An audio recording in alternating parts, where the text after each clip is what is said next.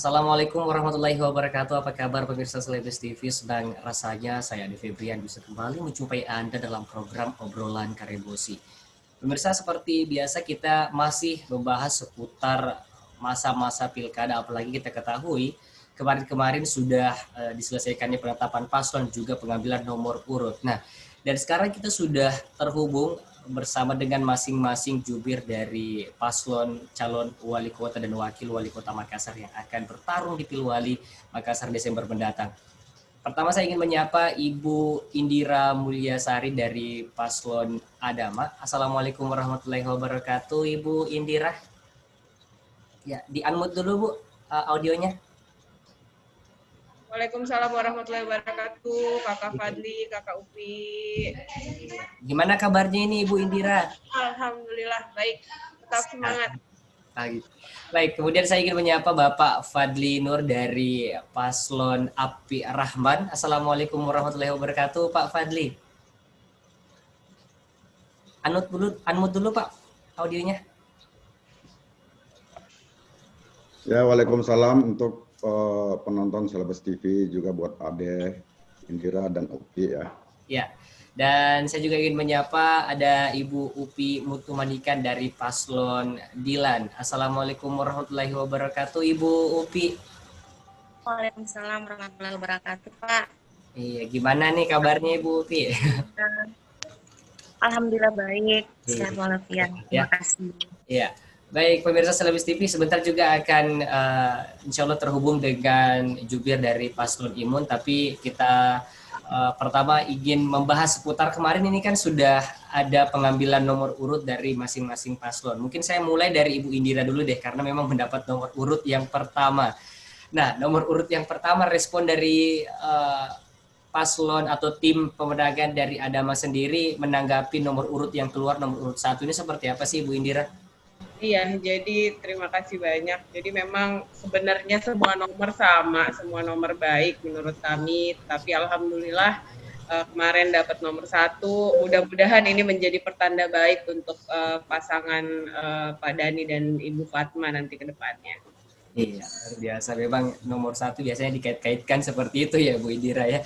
Baik, kemudian saya ingin mendengar juga pendapat dari Bapak Fadli Nur yang memang kalau kita ketahui paslon Api Rahman ini mendapat nomor urut kedua.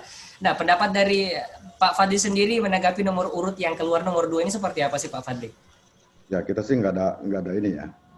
Kita cukup pahami bahwa nomor urut itu hanya pengenal unik bagi setiap kandidat untuk memudahkan sosialisasi. Ya, kita meyakini bahwa nomor urut 2 itu adalah nomor kemenangan dari Allah Subhanahu wa taala, Tuhan yang Maha Kuasa. Seperti itu kami melihat.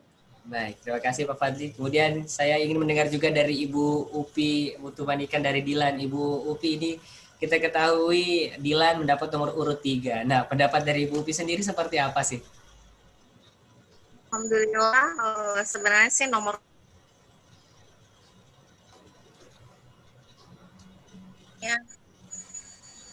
3 adalah berkah bagi Deng Ical dan Dr. Fadli. Karena kenapa? Program misinya itu salah satu pilar di Makassar Kota Samber, yakni Makassar Maju. Insya Allah membawa keberkahan bagi Deng Ical dan Dr. Fadli. Iya, luar biasa. Masing-masing jubir ini sudah yakin nomor itu bukan sesuatu yang bisa menjamin sebenarnya, cuman itu ikonik semata ya gitu. Memang kita agar bisa mengetahui nomor sekian, paslon ini seperti itu.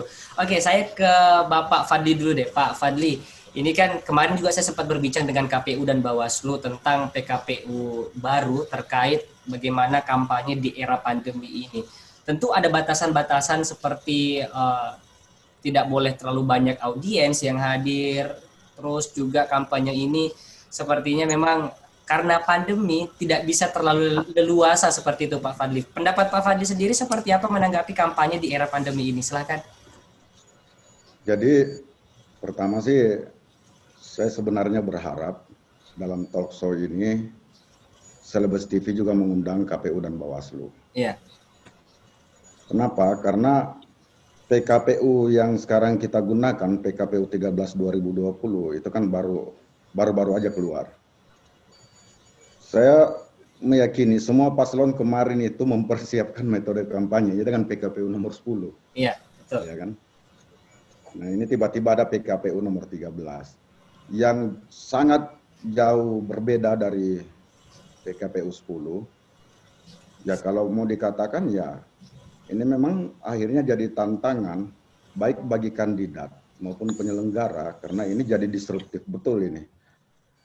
Ya topiknya bagus ya, bagaimana kita berkampanye di era pandemi ini, topik Sabes TV ya. Tapi tadi saya katakan bahwa kegiatan kampanye itu kan mestinya aturan-aturannya itu harus sama dipahami. Mereka yang diatur dan mereka yang mengatur. Makanya tadi saya katakan harusnya kan alangkah baiknya seandainya ada KPU dan Bawaslu juga kan dalam ini. Tapi ya nggak apa-apa lah kita diskusikan ini. Nah, ini banyak sekali larangan. Tapi saya anggap ini adalah jalan tengah. Jalan tengah dari hasil pertemuan Komisi 2 DPR RI mewakili masyarakat Indonesia, kemudian Kemendagri mewakili pemerintah, serta Bawaslu dan KPU. Di tengah maraknya tuntutan pilkada dihentikan, ditunda gitu kan. Yeah. Nah, jadi ini jalan tengah. Pilkada tetap dijalankan dengan beragam aturan yang tentu saja menomorsatukan kesehatan dan keselamatan warga. Kami selaku bagian dari kandidat tentu akhirnya merumuskan ulang rencana kegiatan-kegiatan kampanye untuk sesuai dengan regulasi PKPU nomor 13 ini. Sebelumnya kan di PKPU nomor 10 pertemuan luar ruang dengan melibatkan maksimal 100 orang dengan penyelenggaraan sesuai protokol kesehatan pandemi COVID itu masih boleh, tapi di PKPU 13 sudah nggak boleh, itu satu. Dibatasi hingga 50 orang sepertinya. Enggak, kalau yang di PKPU 10 masih membolehkan di luar ruang, selain yang dalam ruang yang 50 orang itu. Okay. Tapi di PKPU 13 sudah nggak ada itu.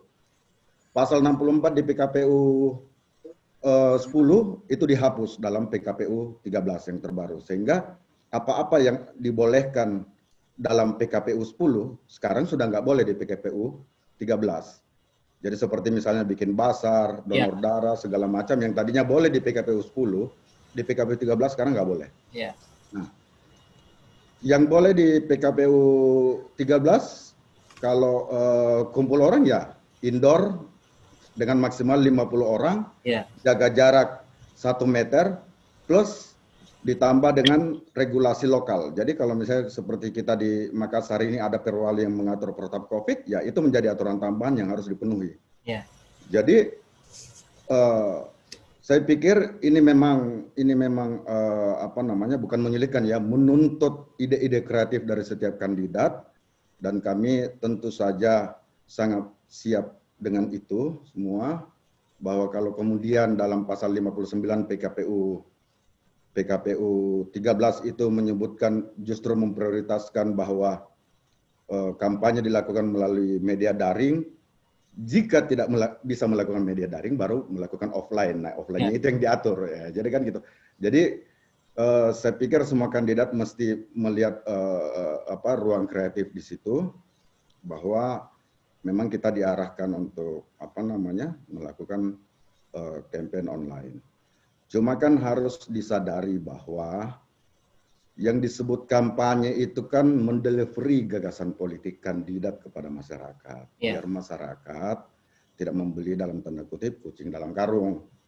Ya kan? Sehingga ya inilah tadi saya katakan relevansinya kenapa harusnya ada KPU dan Bawaslu, supaya kita mendiskusikan hal-hal yang masih menjadi tanda tanya dalam PKPU 13 itu, supaya kita tidak beda tafsir, sehingga nanti di lapangan ya kita sama-sama menggunakan koridor hukum yang sama.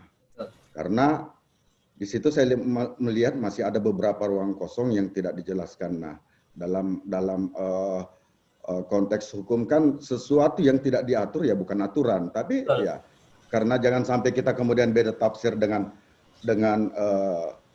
apa namanya penyelenggara dengan pengawas. Ya saya kan juga melihat sejak keluarnya PKPU 13 saya nggak tahu apakah kemudian Panwascam itu kemudian udah diberi pembekalan juga tentang regulasi tersebut atau tidak, karena dengan kita melihat regulasi itu kan akhirnya kita akan melakukannya di banyak titik dan itu akan bersentuhan dengan Panwascamnya langsung. Saya pikir seperti itu gambaran umum dari saya. Terima kasih Mas Ade. Baik, terima kasih Pak Fadli. Saya beralih ke Ibu Indira Mulyasari selaku jubir dari Paslon Ada. Ibu Indira sendiri melihat kalau PKPU yang baru ini memang banyak sekali batasan-batasan seperti kata Pak Fadli tadi, termasuk tidak ada lagi bazar atau sosialisasi yang kemungkinan ini bisa memunculkan klaster baru di era pandemi ini. Nah, tantangan kampanye di era pandemi ini mungkin ke depannya ini lebih banyak bermain di dunia sektor daring atau virtual. Nah, pendapat dari Ibu Indira sendiri seperti apa? Iya, tadi sudah disampaikan oleh Pak Fadli bahwa ini merupakan tantangan sendiri sebenarnya buat kandidat kita. Saya yakin semua kandidat di Pilwali Makassar ini sudah mempersiapkan hal ini, tetapi kemudian dari PKPU 10 yang kemudian berubah lagi menjadi PKPU 13, ya akhirnya memang menuntut kami untuk kembali melihat rencana atau strategi-strategi yang sudah dibuat kami sebelumnya gitu. Tetapi ya sudah seperti ini adanya, kita bertarung di masa pandemi, otomatis kita pasti akan mengikuti aturan tersebut, no choice buat kami, dan memang ya yang bisa kita andalkan adalah metode-metode lain yang sekiranya memang bisa tetap dapat menaikkan elektabilitas, kemudian popularitas calon, kandidat, dan lain-lain. Jadi ya memanfaatkan media daring itu tidak gampang. Rasanya ada hal yang kurang kalau kita tidak bertemu langsung. Adapun kita bertemu langsung dibatasi, itu pun juga harus mesti hati-hati, karena kalau kita melihat relawan simpatisan yang selalu excited melihat kandidatnya pada saat mendatangi mereka, itu juga tantangan yang berat buat kandidat melarang mereka untuk datang karena batasan-batasan itu. Tapi kemudian mudah-mudahan semuanya bisa berjalan dengan baik sesuai dengan aturan yang sudah dikeluarkan. Ya saya rasa semua kandidat sudah siap lah dengan ini.